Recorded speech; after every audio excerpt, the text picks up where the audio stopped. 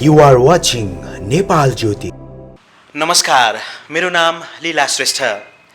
आदरणीय दर्शकवृन्द, आज तपाईँ समक्ष म नेपाल कम्युनिस्ट पार्टी नेकपा ओखलढुङ्गा नेता, त्यसै गरी सामाजिक अभियन्ता समाजसेवी ओखलढुङ्गा रुम्जाटार निवासी आदरणीय सीताराम गुरुङसँग समसामयिक विषयमा कुराकानी गर्दैछु। आउनुहोस् उहाँको हार्दिक स्वागत गरौँ। सीताराम दाइ, यहाँलाई हार्दिक स्वागत छ। धन्यवाद लीलाज्यू। सन्चै हुनुहुन्छ नि? ठिकै छु। के गरी बिताइरहनु भएको छ आजकाल दिनहरू? धेरै लामो समय हामी यो कोभिडको चक्रमा फस्यौँ है। अब यो जुन कोभिड आयो लगभग डिसेम्बर 27देखि वुहानबाट, यसले एक खालको राजनैतिक रूपमा सचेतता अपनाउनु पर्ने कुराहरू र विश्वव्यापी रूपमा जुन आर्थिक तलमाथि गर्ने परिस्थिति र यसले समग्र राजनीतिक रूपमा नै अनब्यालेन्स गर्ने हो कि भन्ने कुराहरू आइरहेछ। यो बिचमा नेपालमा पनि अब कोभिड छिरिसकेपछि अलिकति सचेत भएर व्यक्तिगत रूपमा घरमै रमिराखेको परिस्थिति हो। अब विशेष गरी तपाईँ एउटा समाजसेवी पनि, सामान्यतः व्यावसायिक रूपमा पनि संलग्न हुनुहुन्छ र राजनैतिक रूप पनि धारण गर्नुभएको छ हैन? यी सबै कुराले कहिलेकाहीँ गोलमोटल भएको छैन दाइ? त्यस्तो छैन। अब राजनीतिक विचारधारा र दर्शनको कुरा हो।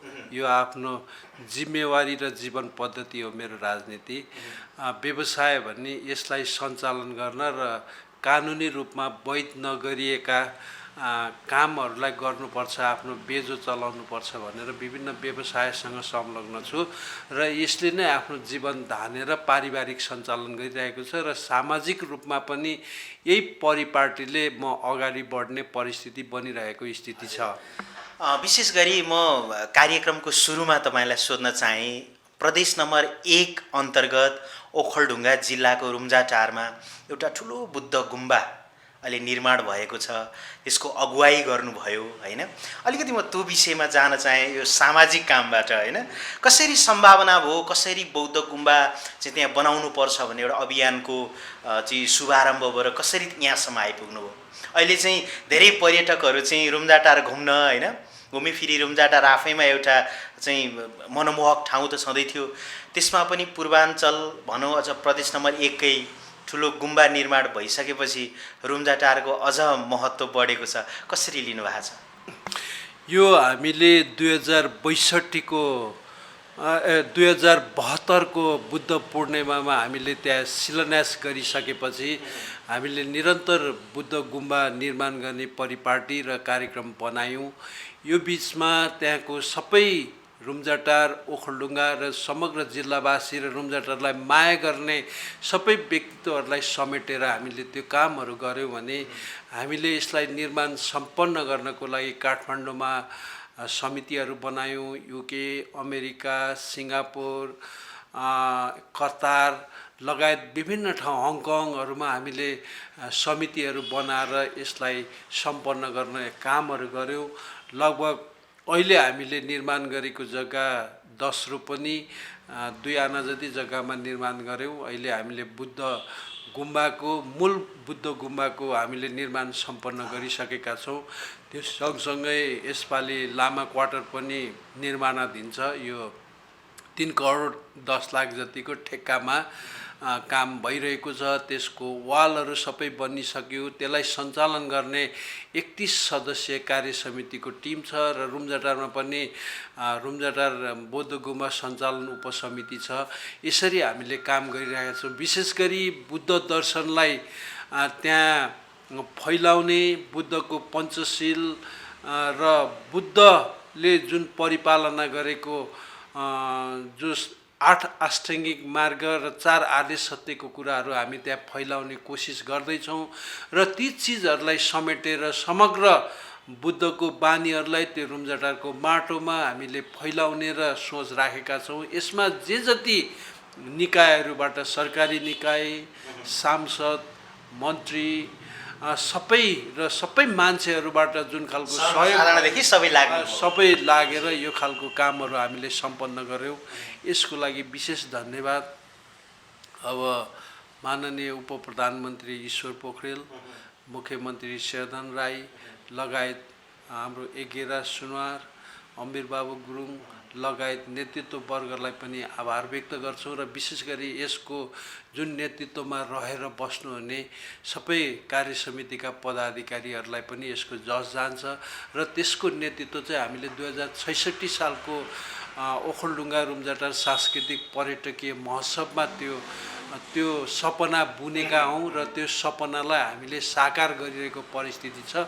अब यो सिस्टममा छ, यसका सबै पद्धतिहरू, त्यहाँ लामाहरू पढाउने, तपाईँको अरू त्यहाँ संरचनाहरू थप्ने, ध्यान केन्द्रहरू थप्ने, अरू मनेहरू राख्ने, अरू थप कामहरू हामी एउटा संरचनागत रूपमा अगाडि बढाउँदैछौँ। अलि कोभिडको कारणले अलिकति ब्याक सरेको परिस्थिति हो र यसले रुम्जाटारको समग्र विकासमा ठुलो योगदान गरेको छ भन्ने व्यक्तिगत रूपमा पनि लाग्छ र त्यो हामीले अनुभव गरेका छौँ र त्यो ओखलढुङ्गा जिल्लाकै एउटा गहना हो र समग्र 1 नम्बर प्रदेशकै त्यत्रो संरचनागत रूपमा जुन बनेको छ त्यसले एउटा ठुलोभन्दा ठुलो ऐतिहासिक इट्टा थपेको छ भन्ने लाग्छ। विशेष गरी अब एउटा अर्को पुरानो सन्दर्भ पनि तपाईँले बेला बेलामा त्यसका सकारात्मक पक्षहरू पनि केलाइरहनु भएको एउटा उखान बन्यो नेपालीमा, घुमी फिरी रुम्जाटार, हैन? त्यो घुमी फिरी रुम्जाटार भन्ने उखानलाई चाहिँ बेला बेलामा नराम्रो गरी प्रयोग गर्ने अथवा त्यसका राम्रा पक्ष हुँदाहुँदै पनि धेरै वर्ष अगाडिदेखि तपाईँले चाहिँ त्यो विषयमा एकदम सकारात्मक खोज धेरै पत्र पत्रिकाहरूमा, रेडियोहरूमा, टेलिभिजनहरूमा भन्नु पनि भएको छ। वास्तवमा घुमी फिरी रुम्जाटार के हो र यसलाई कसरी नकारात्मक रूपमा चाहिँ बडो प्रयोग गर्ने गरियो? यो चाहिँ अब जुन गुरुको सिङ छैन त्यसकै नाम तिखे, काम गर्नेलाई बिग्रे, अब यो काम गर्ने कालु मकै खाने भालु भने जस्तो यो नकारात्मक ढङ्गले जुन रुम्जाटारको व्याख्या विश्लेषण र त्यसको मार्ग प्रशस्त गर्ने काम भयो, यो चाहिँ अलिकति नेगेटिभ छ भनेर हामीले निरन्तर विभिन्न ठाउँमा यसको प्रतिरोधहरू, शाब्दिक रूपमा प्रतिरोधहरू गऱ्यौँ। यो चाहिँ विभिन्न कामहरू नभइराखेको परिस्थितिमा यी कुराहरू ल्याइन्छन्। कुनै कुरा अड्क्यो भने घुमिफिरी रुम्जाटार भन्छ, कसैलाई के मन लागेको छैन त्यो कुरा चाहिँ त्यहाँ लाएर जोड दिँदा चाहिँ त्यहाँको प्रतिनिधित्व, विगतमा प्रतिनिधित्व हुनुको नाताले अलिकति अब रिस, डाहा र प्रतिशोधको परिवेशमा आइपुग्छ। यो चाहिँ एकदमै राम्रो कुरा थियो। यो जुन हाम्रो त्यहाँको एउटा परिवेश छ, यो चाहिँ हाम्रो भेडा चराउनेसँग सम्बन्धित छ, विभिन्न देशमा लाउरे जाने संस्कृतिसँग रिलेटेड छ। यो चाहिँ विभिन्न त्यहाँ रुम्जाटारमा जुन अन्न उब्जाउ हुन्छ त्यो उब्जाउले वारिपारीहरूलाई एउटा उत्पादनलाई त्यहाँ बेचबिखन गरेर सन्तुष्टि दिने प्रक्रियासँग यो घुमिफिरी रुम्जाटार छ भनेर हामीले पटक पटक त्यो कुराहरू राख्यौँ। विगतमा जुन ढङ्गले गुरुङ भइसकेपछि भेडा संस्कृति हो, गुरुङ भेडा संस्कृति सँगसँगै तपाईँको थप पछिल्लो कालखण्डमा लाउरे संस्कृति आयो। त्यो भन्दा अगाडि जुन एउटा त्यहाँको परिवेशमा विभिन्न बिउ बिजन मलहरू नपाइरहेको परिवेशमा अरू ठाउँहरूलाई पाल्नको लागि रुम्जाटारको उब्जाउशील भूमिले जुन उत्पादन दिन्थ्यो त्यो चाहिँ वारिपारी लगेर आफ्नो गुजारा टार्ने परिस्थितिलाई घुमिफिरी रुम्जाटारसँग जोडिएको अवधारणा हो। विशेष गरी भेरागोठ संस्कृति चाहिँ हाम्रो गुरुङहरू लगभग त्यहाँ सयौँ घर गुरुङहरूले विगतमा भेडा पाल्थे। ती भेडा बर्खामा सिद्धि हिमालतिर जान्थे भने तपाईको हिउँदको बेलामा महाभारत, तपाईको उदयपुर, सिन्धुलीको जुन भित्री मधेसहरूको इलाकासम्म आइपुग्थ्यो भने त्यस ठ्याक्कै चैतको दसैँ र असोज आसपासको दसैँ, दुईटा दसैँको बिचमा रुम्जाटारमा सबै भेडा चढाउनेहरू ती आइपुग्ने। दुईटा दसैँमा, चैत दसैँ र असोजको दसैँमा आउने बेला भएको बेलामा सबै घर परिवार त्यो सबै नजिक भएको बेलामा ती मान्छेहरूले बनाएको उखान हो घुमिफिरी रुम्जाटार। हामी त्यो चाहिँ लोक कल्चरको रूपमै विकसित हुँदै आयो अथवा कुनै व्यक्तिले प्रत्युत्पादन गर्यो? त्यो चाहिँ लोक कल्चरकै रूपमा विकसित हुँदै आयो र त्यो पछिल्लो कालखण्डमा त्यसलाई मोडिफाई गरेर विशेष गरी रुम्जाटारे मान्छेहरू चाहिँ ब्रिटिस सेनामा भारतीय सेनामा गइसकेपछि रुम्जाटारको कल्चर चाहिँ अरू ठाउँसँग मिक्सअप भयो र रुम्जाटारको मान्छे चाहिँ दायाँ बायाँ काठमाडौँ धरान कटारी आसपास मान्छेसँग जाँदाखेरि त्यो कल्चर चाहिँ लाउरे संस्कृतिसँग मिल्यो। उनीहरू अब 3 वर्ष विदेशमा रहने, 6 महिनाको छुट्टी आउँदाखेरि उनीहरू त्यहाँ परमा लाउने, हुक्काई खाने, पिङ पुस्ने, रोपारानी गर्ने, जुन विदेशबाट आउँदाखेरि उनीहरूको त्यो लाउर जान्दा रुँदै रुँदै जान्थ्यो भने गाउँमा आउँदा चाहिँ उनीहरू खुसी भएर त्यहाँको चेलीमाइती भेट हुन पाउने र ती चिजहरू क्रियाकलापहरू गर्न पाउने कारणले उनीहरू औधी खुसी हुन्थे। ल त्यति बेलाको परिवेशमा लगभग 15-20वटा लाउरे आउनु बित्तिकै गाउँघरमा पुरापुर त्यो घुमिफिरी रुम्जाटारको व्याख्या र विश्लेषण हुन्थ्यो।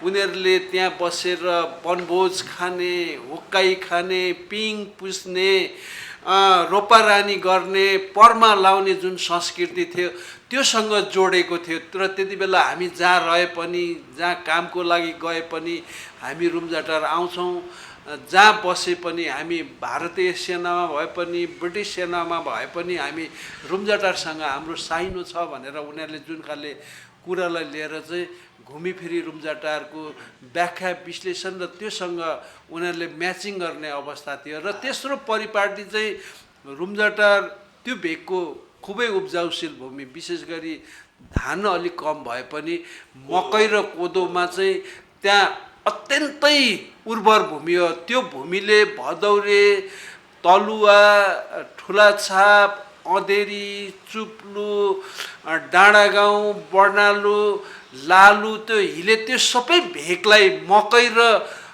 कोदोको लागि त्यो पाल्थ्यो त्यति बेला जमानामा। अब चामल त अलि धेरै पछाडि मात्रै थियो, तर त्यो कोदो र मकैले त्यो सबै वारिपारी भेगलाई पाल्थ्यो। त्यो भएको कारणले जति ठाउँ अनिकाल लाग्दा पनि हामीलाई रुम्जाटारले पाल्छ, हामीहरू रुम्जाटारमै गर्नुपर्छ, रुम्जाटारमै नातो नाला गाँच्नुपर्छ, मित लाउनुपर्छ भनेर उनीहरूले वारिपारीको मान्छेहरूले त्यहाँको अन्नको लागि, त्यहाँ आफ्नो बेजो टार्नको लागि जुन परिपाटी गर्थे त्योसँग चाहिँ घुमिफिरी रुम्जाटार गाँसेको भनेर धेरैले सन्दर्भहरू उल्लेख गरेको हामीले पाउँछौँ। विशेष गरी यो सन्दर्भमा धेरैलाई लाग्नु, तर यो अहिले लेखनीसँग, कुनै काम अड्किनुसँग, कुनै मान्छेको काम नमिल्नुसँग यो घुमिफिरी रुम्जाटारको मुद्दा जुन जोडेर लेखिरहन्छ त्यसमा चाहिँ अब त्यहाँको प्रतिनिधित्व हुनुको नाताले त्यति मलाई चाहिँ खुसी लाग्दैन र त्यो सन्दर्भहरू होइन भन्ने हाम्रो पत्रकार महोदय मार्फत यो कुरा अरू ठाउँ पनि प्रष्टीकरण। जस्तै तपाईँले धेरै वर्ष अगाडिदेखि यो विषयमा बोल्दै आउनु भएको छ, सञ्चार माध्यममा विशेष गरी होइन, र ठुल्ठुला फोरमहरूमा पनि घुमिफिरी रुम्जाटारलाई चाहिँ अलि नकारात्मक रूपमा बढी प्रयोग गरियो। भर्खरै अस्ति मात्र मैले एउटा देशको ठुलो टेलिभिजन मार्फत एकजना ठुलो नेताले भनेको सुने क्या, होइन, यो नेकपाको अहिलेको वर्तमान सन्दर्भमा नि घुमिफिरी रुम्जाटार भन्ने टाइपले त्यसरी कुरा गर्नुभयो। मैले दाइ अब अलिकति फेरि रुम्जाटारकै प्रसङ्ग, तपाईँले पर्मेली मेला कुरा गर्नुभयो होइन। पर्मेली मेला चाहिँ पहिली अब धेरै राम्रो हुने गर्थ्यो, विशेष गरी बर्खाको टाइममा, जहाँ चाहिँ अर्म गरेर काम चलाइन्थ्यो होइन। अब अहिले त्यो संस्कृति चाहिँ कल्याण राई र शक्तिकुमार श्रेष्ठको गीतमा मात्र सीमित रह्यो होइन। त्यहाँका गुरुङहरू UK, America, Singapore, Hong Kong, Japan लगायतका धेरै कन्ट्रीहरूमाथि फैलिएर जानुभएको छ। वारिपारीको बस्तीबाट त्यहाँ चाहिँ स्थानान्तरण हुनुभएको छ धेरै मान्छेहरू। भनेपछि अब गुरुङ कल्चर खोज्नलाई त कि त घरले गाउँ पुग्नु पऱ्यो, रुम्जाटारले त दिन सकेन। त्यो पर्मेली मेला अब सपना मात्र हो कि फेरि पनि देख्न पाउँछौँ, के छ त? त्यो पर्मको रूपमा त छ नै, त्यहाँ पर्मा लाएर काम गर्ने चलन त यद्यपि छ, तर जुन संस्कार र संस्कृतिमा हुर्केको व्यक्तित्वहरू र त्यो संस्कृतिलाई आत्मसात गर्ने व्यक्तिहरू चाहिँ अहिले धेरै युकेमा लगभग 144 घर युकेमा हुनुहुन्छ। अमेरिका हुनुहुन्छ, हङकङ हुनुहुन्छ, जापान हुनुहुन्छ र बाँकी काठमाडौँमा हुनुहुन्छ र त्यहाँ चाहिँ अन्य व्यक्तित्वहरू अहिले जम्मा भएर पर्म नि लाइन्छ, काम पनि गरिन्छ। तर जुन ढङ्गले एउटा पर्म संस्कृति यो गुठी अभियानको एउटा पार्ट पनि हो, यो समानतासँग गाँसेको छ, माया र ममता चेली माइतीसँग सम्बन्ध गाँसेको छ। त्यो बिचमा निरन्तर हुक्काइ खाने, बर्नालु बजार जाने, पिङ पुज्ने, रोपारानी गर्ने, यसले चाहिँ वर्षभरि एउटा रोटेसन पार गरिसकेपछि मात्रै पर्मेलीको पक्का साइकल पुरा हुन्थ्यो। यसको काट्ने, छाट्ने, फेरि खन्ने, रोप्ने, यो एउटा साइकल हुन्थ्यो।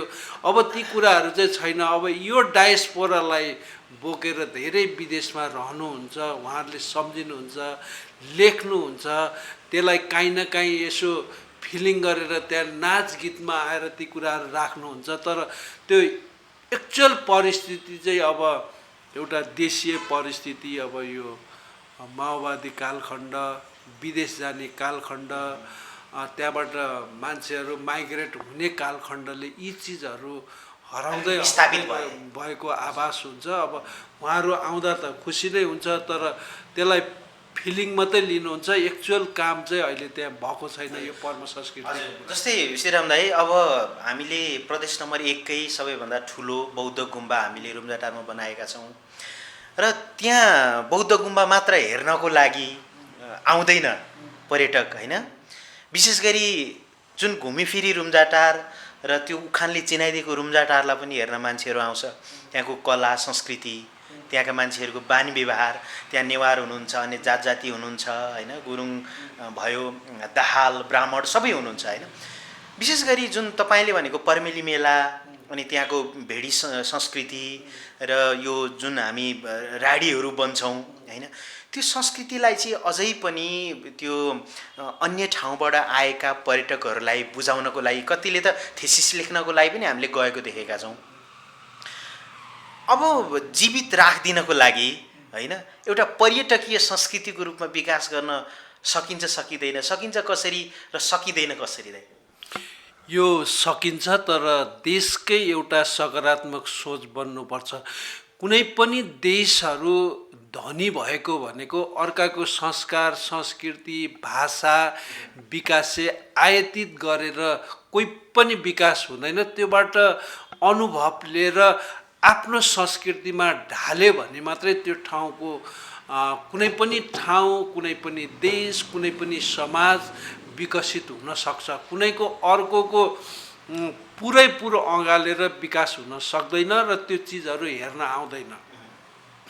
त्यसो हुनाले हामीले हाम्रो ठाउँको संस्कृति विकास गर्न त्यो ठाउँको मान्छेले सबैभन्दा अगाडि बुझ्नुपर्छ। ती चिजहरू शैक्षिक कार्यक्रमहरूमा आउनुपर्छ।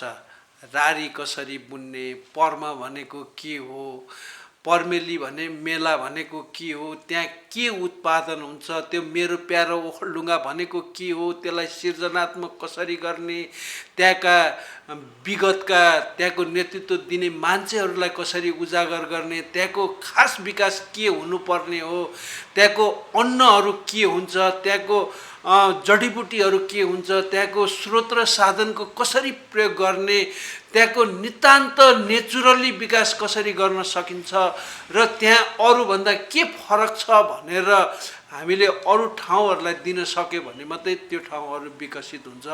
अरूको मात्रै फ्लो गरेर अरूको ठाउँ मात्रै विकास र पूर्वाधार विकास गरेर मात्रै हुँदैन। पूर्वाधार विकास सबैभन्दा ठुलो कुरा हो, तर पूर्वाधार विकास मात्रै गरेर हुँदैन। किनकि मेरो प्यारो ओखलढुङ्गा भनेर गुराँसको फुलमा डिजाइन गरेर पत्तालेको आसपास लेख्न पाए कति राम्रो हुन्थ्यो।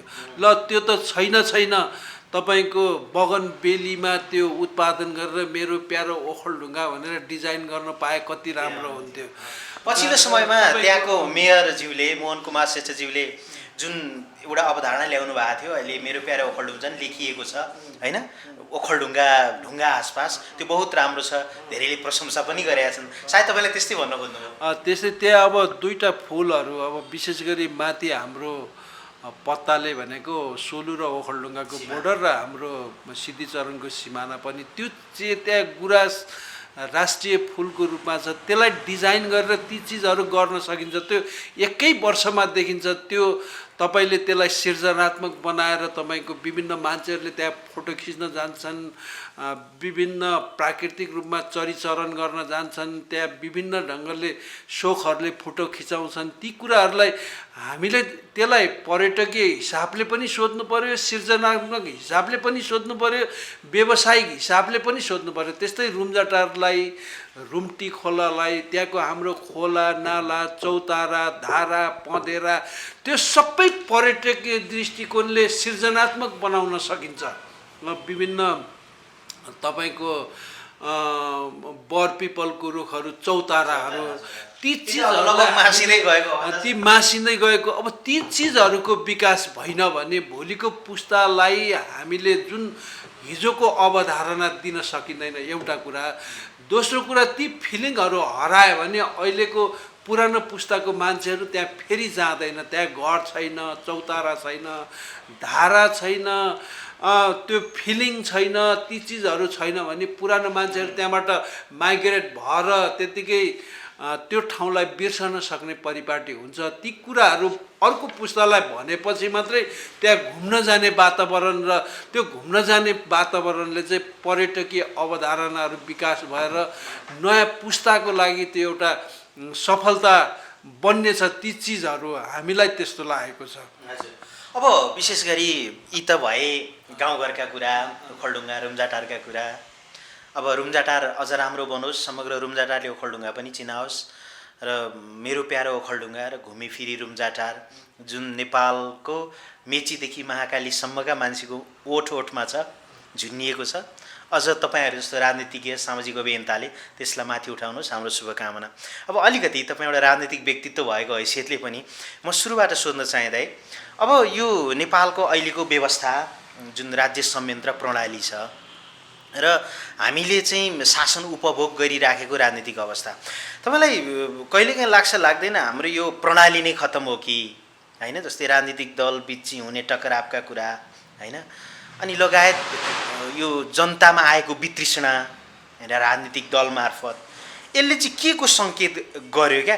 प्रणाली नै खत्तम हो अथवा चाहिँ त्यसै तपाईँकै नेकपाभित्र पनि अहिले चाहिँ होइन दुई अध्यक्षपछि ठुलो लडाइँ भइराखेको अवस्था छ। दुई अध्यक्ष मात्र नभएर तलको एउटा कार्यकर्ताको भावनासम्म नमिलिराखेको अवस्था छ। यसले के देखाउँछ? हामी गलत छौँ त राज्य प्रणाली गलत छ, यहाँको सिस्टम गलत छ? मेरो आफ्नो उमेर 52 भयो। मैले 2042 सालदेखि राजनीतिक बाटो बनाएर जुन नेपाल कम्युनिस्ट पार्टी र यसको सिद्धान्त र दर्शनलाई मानेर म यही बाटोमा हिँडेँ।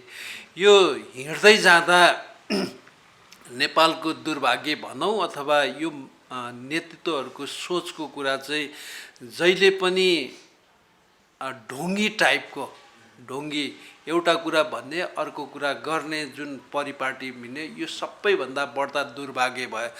र यसलाई एउटा सिस्टमेटिक रूपमा ल्याउँदाखेरि व्यवस्था जुन भए पनि त्यसलाई नेतृत्व दिने व्यक्ति र त्यसको संरचना सबैभन्दा ठुलो महत्त्वपूर्ण कुरा रहेछ भन्ने अहिले कुराहरू थाहा भयो। र विशेष गरी हामीले संरचनागत रूपमा हिजो पञ्चायत व्यवस्थालाई विरोध गऱ्यौँ, त्यो पछि प्रजातान्त्रिक बहुदलीय व्यवस्थालाई अब त्यो व्यवस्था ठिक छैन भनेर नयाँ गणतान्त्रिक रूपमा प्रवेश गरिसकेपछि त्यो मान्छेहरूको चेत, मान्छेहरूको संस्कार संस्कृति र उसको एक खालले निम्नवादी पुँजीवादी चिन्तन चाहिँ उसको हराएन। हामीले राजा हटायौँ, त्यति बेलाको तत्कालीन विशेष गरी नेतृत्वको दिमागमा र वरिपरि त्यस्तो भयो। त्यो निम्न पुँजीवादी चिन्तनले सोच चाहिँ सबैभन्दा यो अहिलेको समाजको लागि, अहिलेको पुस्ताको लागि दुर्भाग्य। हामीले त्यति बेला पनि भन्यौँ यी चिजहरू हुँदैन। हामीले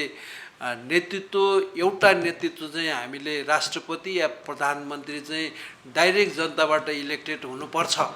यदि इलेक्टेड भएर सांसदले नीति बनाउने, इलेक्टेड नेतृत्वले मन्त्री परिषद चुन्ने र उसले एक्सनमा जाने र जनतासँग एकदम राम्रो कामहरू गर्ला भन्ने हामीले योजना बनाएका थियौँ।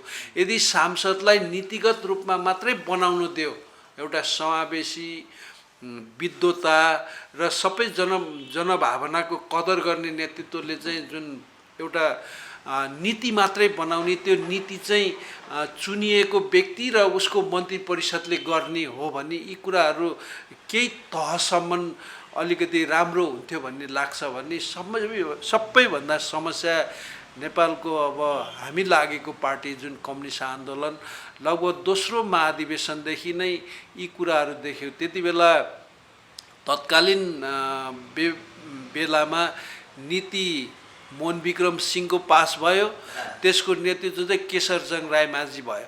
त्यस्तै जहिले पनि नीति एउटाको चुन्ने र नेतृत्व अर्कैले जाने परिपाटी चाहिँ यो कम्युनिस्ट आन्दोलनमा भइरह्यो र यी चिजहरूको अहिले समग्र फ्रेमवर्क चाहिँ लास्ट इन्डिङ चाहिँ अहिले आइरहेको परिस्थिति छ। जस्तै विचारको व्याख्या नै गलत रूपमा गरियो भन्नेहरूले भन्ने गर्छन्। जस्तै मदन भण्डारीको अवसानपछि बहुदलीय जनताको बहुदलीय जनवाद भनेर उहाँले प्रत्युत्पादन गरेको सिद्धान्तलाई प्रयोग गर्न खोजियो होइन। अहिले अब समाजवादी कुरा आएका छन्, नयाँ जनवाद, नौलो जनवाद, जनताको जनवाद, यी शब्दभित्रै घुलिएर चाहिँ तथ्यमा चाहिँ यहाँहरू पुग्न सक्नु भएन भन्ने हो। यो शब्द जति खेलाए पनि शब्दको भावार्थ चाहिँ एउटै रहेछ, यो एउटा कुरा भयो। दोस्रो कुरा, मदन भण्डारीले जुन बहुदलीय जनवादको 14वटा विशेषताहरू उल्लेख गरेर जुन बहुदलीय जनवादको चरित्र चित्रण गर्नुभयो, त्यसमा नयाँ अब समावेशीको कुराहरू, सङ्घीयताको कुराहरू नयाँ अवधारणामा आइसकेपछि अब त्यो बहुदलीय जनवाद त पूर्ण भएन। ती चिजहरूलाई पूर्णता गर्न लगभग 9 महाधिवेशनहरूले यी चिजहरूको थिति बसाइसकेपछि अहिले मूलत समस्या भएको के हो भने अलिक बढी कम्युनिस्टहरू ढुङ्गी भएको हामीलाई महसुस भयो। किनकि जनताको यथार्थमा यी मान्छेहरू र यी नेतृत्वहरूले नबुझेको होइन, तर अरूलाई चाहिँ शासन गर्ने, आफू चाहिँ शासित हुनु नपर्ने जुन प्रक्रिया भयो अहिले भइरहेको छ, यो सबैभन्दा ठुलो दोष र उसको चेतनाको हो भन्ने मलाई चाहिँ व्यक्तिगत रूपमा फिल भयो। किनकि यी कुराहरू ठुलो दुर्भाग्य भन्नुपर्छ। अहिलेको प्रचण्ड र अहिलेको केपी ओलीको जुन छलफल, बहाना, डिस्कसन, बोल्ने नबोल्ने भनेको यो एउटा 18औं शताब्दीको पँधेर्नी आइमाई भन्दा तलको यस्ता कुराहरू भयो। यस्तो सुरुमा केपी ओलीले राम्रो खाले कामहरू गर्न खोजेको भन्ने हामीलाई व्यक्तिगत रूपमा फिलिङ भएको थियो। त्यति बेला सुन तस्करीको कुरा, बालुवाटार केसको कुरा, सिन्डिकेट, यातायातको सिन्डिकेट हटाउने कुरा, तपाईको ठेकेदार व्यवसायीहरूलाई जुन 1800 व्यवसायीहरू चाहिँ जुन एउटा गभर्मेन्टको सम्पर्कमै थिए, ती चिजहरूलाई ब्ल्याक लिस्टेड गरेर नयाँ सिराबाट काम गर्ने कुराहरूले चाहिँ नयाँ उचाइ प्राप्त गर्छ कि भन्ने हामीलाई लागेको थियो। त्यो पछाडि गर्दै जाँदा, केपी ओलीलाई च्याप्दै जाँदा, अर्को पक्ष सम्हालिँदै जाँदा, केपी ओलीलाई च्याप्दै ल्याएर अहिले जुन काम गर्ने अवस्थामा दिएन। त्यस पछाडि केपी ओलीलाई के लाग्यो भने अरू पार्टीहरूलाई केपी ओली मरिहाल्छ अनि मैले चाहिँ त्यो स्थान लिन पाउँछ, यसलाई 2 वर्ष 2.5 वर्ष किन 5 वर्ष दिने भनेर एउटा त्यो हौसेर ती कुराहरू बोलेको थियो। अहिले त्यसैको प्रतिफलको रूपमा र त्यसैको एउटा भिन्नताको रूपमा अहिलेको पार्टीको नेतृत्व बीचको बेमेल हो भन्ने मलाई व्यक्तिगत रूपमा लाग्छ। व्यक्तिगत रूपमा उहाँहरू श्रद्धेय हुनुहुन्छ, त्यसमा मेरो भन्न केही छैन। तर यो एउटै पक्षको मात्रै कमजोरीले यी चिजहरू भएका होइनन्। यी चिजहरूमा उहाँहरूको चेतनाको स्तरको कम्ती छ र अहिलेको नेतृत्वहरू चाहिँ न्यूनतम कम्युनिस्ट पनि रहेछ भन्ने खालको मलाई व्यक्तिगत रूपमा एकदम उहाँहरूप्रति एकदम मेरो राम्रो विचार छैन। उहाँहरूको नेतृत्वले ठिक काम गर्नु भएको छैन। जनताको लागि काम गर्दा, निकै पछाडिको लागि सोचेर काम गर्दा यी चिजहरू मिल्दै जान्थे र मिल्दै गएर एउटा निश्चित ठाउँमा अहिले उहाँहरूको बिचको विशेष गरी 3वटा चिजमा सूत्रीकृत गर्न सकिन्छ। एउटा छोटो मनोविज्ञान, नेतृत्वमा छोटो मनोविज्ञान, दोस्रो आफ्नो आसेपासेहरूलाई व्यवस्थापन गर्दै नेतृत्व हत्याउने कुरा दोस्रो, तेस्रो निम्न पुँजीवादी चिन्तन र सोच, चौथो चाहिँ यिनीहरू ढुङ्गी रहेछ, आफू चाहिँ शासित नहुने जुन प्रक्रिया छ यो कम्युनिस्ट हुन नै यो पहिलो शर्त। यी चिजहरू नभएको कारणले अहिले यी कुराहरू आएको हो भन्ने मलाई लाग्छ। अब लगभग पार्टी त यो फुट्दैन, तर अब चोइटिँदै जाँदा पछि लास्टमा प्रचण्ड मात्रै एउटा हुने सम्भावना चाहिँ ठुलो छ। यो प्रचण्ड कमरेडको लागि पनि यो ठुलो दुर्भाग्य हो। हामीले उहाँलाई नेता मानेको, तर पछि लास्टमा चाहिँ जुन माले मार्क्सवादी मिसिँदाखेरि मनमोहनलाई अध्यक्ष दिएर सबै कार्यकारी अधिकार चाहिँ महासचिव अब मदन भण्डारीले लिएको बेला जस्तै उहाँ सिङ्गल, अरू अब मार्क्सवादीबाट कति मान्छे आयो थाहा भएन, तर मनमोहन अधिकारी भन्ने चिन्थे। त्यस्तै गरेर उहाँले बसेर अहिले नयाँ पुस्तालाई जिम्मेवारी दिनुपर्ने। जस्तै अब विशेष गरी यो राज्यको प्रणाली नै त्यही हिसाबले अगाडि बढेको छ। अब यो जुन नेता चाहिँ पावरमा पुगिसकेपछि जनमतको कदर गर्नु नपर्ने, जनताले जे भन्छन् ठिक छ बोलिरहन्छन् भन्ने एउटा जुन तपाईँले जुन निम्न पुँजीवादी चिन्तनको कुरा गर्नुभयो, हाम्रो निर्वाचन प्रणाली ठिक छैन अथवा पाएको मतको कदर गर्ने जुन अवस्था सिर्जना हुनुपर्ने हो मनदेखि, राजनीतिक अवस्थादेखि, त्यो किन नभएको होला क्या नेतृत्वमा? यो समस्या हामीलाई, यो कम्युनिस्ट आन्दोलनलाई पनि कल्चरल्ली समस्या के भयो भने हामीले जुन व्यवस्था हटाए पनि त्यो व्यवस्थाको सोचहरू चाहिँ बोकेर हिँड्ने जुन परिपाटी सँगसँगै आयो नि, यो सबैभन्दा ठुलो दुर्भाग्य। दोस्रो कुरा चाहिँ विकास सम्भावना बलियो हुनुपर्छ भन्ने कुरा चाहिँ हिँड्दै जाँदा मात्रै हुन्छ। कसैलाई गफ लाउने बित्तिकै, कसैलाई त्यो भन्ने बित्तिकै यी चिजहरू हुने कुराहरू होइन। आज चीनले जुन खालको विकासहरू गरिरहेको छ, चीन बाहेक अन्य राष्ट्रहरूले पनि विकास गरिरहेको छ, यो बिचमा वैचारिक विचारधारा रूपमै समस्या किन छ भने नेपालको अलिकति जातिगत रूपमा पनि जुन खालको एउटा परिपाटी छ, यो कुराहरू एकदम समस्याको रूपमा र वैचारिक रूपमा ब्यालेन्स नभइसकेको परिस्थिति छ। अब यी कुराहरूलाई भन्दा अलिकति कम्युनल भयो कि जातीय कुरा भयो कि भन्ने कुराहरू पनि छ। अब विशेष गरी अहिले मलाई लागेको व्यक्तिगत रूपमा त अब हाम्रा नेताहरू धेरै जान्ने सुन्ने होला, धेरै ठुला होला, त्योभन्दा धेरै कुरा बुझेको होला। कमसेकम कुलमान घिसिङबाट सिक्न पर्ने, कमसेकम महावीर पुनहरूबाट सिक्नुपर्ने। यी कुराहरू नसिक्दाखेरि अथवा यी चिजहरू भएनन्, तपाईँको सन्दुक रुइतबाट नसिक्ने, ट्रान्सप्यारेन्सी, ढोङ्गी नहुने, कल्चरल्ली विकास र म गर्दै जाँदा मात्रै त्यो ठाउँमा पुगिन्छु, मैले वैचारिक विचारधारा मात्रै अँगालेर हुँदैन र भनेर मात्रै हुँदैन, यी चिजहरू गरेर गएपछि मात्रै पुग्छ भन्ने जबसम्म यिनीहरूलाई अनुभव हुँदैन तबसम्म हुने प्रक्रियाहरू यी नै हुन्। र एउटाले र विकासको समग्र अवधारणा नै बदल्नुपर्छ, किनकि विकास भन्ने कुरा जुन पार्टी, जुन मान्छे, जुन समाज र सबैलाई चाहिने चिजहरू। विकास चाहिँ एउटा प्रक्रियागत रूपमा हिँड्न दिनु पर्यो। कोही मान्छे जाँदा बढी विकास हुने, कोही मान्छे लठेब्रो जाँदा विकास नहुने भन्ने कुराहरू होइन। त्यो जनप्रतिनिधिको अवधारणा एउटा सहभागितामूलक अथवा प्रतिनिधित्वमूलक हुनु पर्यो भने विकासीय अवधारणा चाहिँ जुन व्यवस्था आउँदा, जुन मान्छे आउँदा, जुन कर्मचारी आउँदा ती चिजहरूको फलोअप र ती चिजहरूको अनुगमन, निर्माण, कार्यान्वयन गर्नु पर्यो। त्योबाट के रिजल्ट आउँछ भन्ने त्यो कुरा चाहिँ स्थायी संरचनाले भन्नु पर्यो। किनकि म हिँड्ने बाटो लगभग म कपन, फैका, बौद्ध, जोरपाटी, चाबेलहरू हुन्छ। एउटा बाटो एकै आर्थिक वर्षमा 4 चोटि खनिन्छ। किन भने यी चिजहरूको अवधारणा नभएर, एकचोटि पानीले खन्छ, एकचोटि बिजुलीले खन्छ, एकचोटि ढलले खन्छ, एकचोटि केबलले खन्छ, एकचोटि पोल गाड्नु खन्छ, एकचोटि सार्नु खन्छ भनेपछि यिनीहरूले के गरेको छ भन्दा यिनीहरूको एकीकृत विकासको अवधारणा छैन। सबैले त्यो खन्ने बजेट राखेको हुन्छ, त्यो नखनी खाँदाखेरि अख्तियारले समात्दा अनि खन्दा हप्तैपछि त्यो खनेको खनै गर्ने जुन विकासीय अवधारणा छ, यसले पैसा राष्ट्रको पैसा वेस्टेज, त्यो जनप्रतिनिधिहरूको हुम्मत, जनतालाई अप्ठ्यारो, यो ढङ्गले कामहरू भइरहेछ। यी चिजहरू देशको स्थायी नेतृत्व लिनेहरूले चाहिँ यी चिजहरूको अवधारणा र सोच राख्नुपर्छ। म एउटा अनुभव बनाऊ, म कपन गुम्बादेखि लगभग चावेलको बाटो दिनको 2 चोटि 3 चोटि हिँड्छ।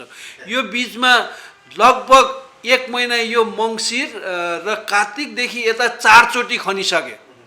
अब यी चिजहरू प्रत्येक योजनामा चाहिँ यो खन्ने बजेट राखेको छ। नखनी खाँदा समस्या, अनि एउटाले पुर्छ अनि त्यसको हप्ता दिन पछाडि खनेको अर्कोले खने। अब यसरी जुन राष्ट्रको पैसा बेढङ्गले जुन गइरहेको छ, जुन खर्च भइरहेको छ, यसले अर्को ठाउँहरूमा निर्माण हुन्थ्यो। यी चिजहरू संरचना हेर्नु, यहाँको जनप्रतिनिधि, यहाँको स्थायी कर्मचारी, प्रशासन र खास नेतृत्वले चाहिँ यी चिजहरूको जोडकोण मिलाएर नेतृत्व गर्नुपर्छ। नभए राष्ट्रको पैसा भनेको सबैको सरकारको कुरा हो। यी चिजहरूमा व्यथिति झन् बढिरहेछ भन्ने महसुस भइरहेको छ। यी चिजहरूमा एकीकृत विकासको अवधारणा ल्याउनु पर्यो। हुन्छ दाइ, यो महत्त्वपूर्ण समय र संवादको लागि धेरै महत्त्वपूर्ण यो ज्ञान पनि पाइयो होइन, जानकारी पनि पाइयो। यहाँलाई धेरै धन्यवाद दिन चाहन्छु। धन्यवाद। मैले पार्टीको नेतृत्वप्रति पनि केही आलोचनाहरू गरेँ। मेरो यी आलोचना होइन, मेरो सुझावहरू हो। विकासको जुन बेढङ्ग ढङ्गले व्यथिति बसेको छ, यसमा पनि सच्चिनु जरुरी छ। र अहिले नेकपा सरकारमा जुन बिचौलियाहरूको दबदबा छ, यी चिजहरूले जनतालाई केही पनि दिँदैन। यी बिचौलियाहरूको एउटा जनता डिट्याच भइरहेछ, एट्याच हुनु जरुरी छ। र चौथो कुरा, यहाँको स्थानीय निकाय, यहाँको स्थायी जनप्रतिनिधि र यहाँको स्थायी कर्मचारी प्रशासनले यो देश राज्यको लागि हेर्नुपर्छ। एउटा तिरो उठाउने, कर उठाउने प्रशासक मात्रै भएर हुँदैन। र यी चिजहरूमा जिम्मेवारीगत ढङ्गले सबै तह र तबकाले यी चिजहरू उठायो भने नेपालको विकास जान त एउटै कुलमान काफी छ। कुलमानले देखाइदिएको अवधारणा मात्रै हिँड्दाखेरि केपी ओली प्रचण्डहरूलाई ठुलो राहत मिल्छ। अहिले फोगटिया दर्शन छाँटेर केही हुनेवाला छैन। तपाईँहरूले कुलमानको बारेमा जीवनी पढे हुन्छ। कुलमान के हो भन्ने कुरा, ऊ गाउँबाट चुत्रो खाएर आएर यो देशको तल थाङ्का लेख्ने ठाउँमा पढेर बसेर तपाईँको त्यो ठाउँबाट पढेर जुन देशलाई एउटा सचेत ढङ्गले, ट्रान्सप्यारेन्सीको हिसाबले, दार्शनिक हिसाबले यो क्षेत्रको खास क्षेत्रको विकास गरेर यी चिजहरू पढे भने केपी ओलीले बुझेको भन्दा, प्रचण्डले बुझेको भन्दा कयौँ ठुलो एचिभमेन्टहरू जनतालाई प्राप्त हुन सक्छन्। यी चिजहरू मैले भने।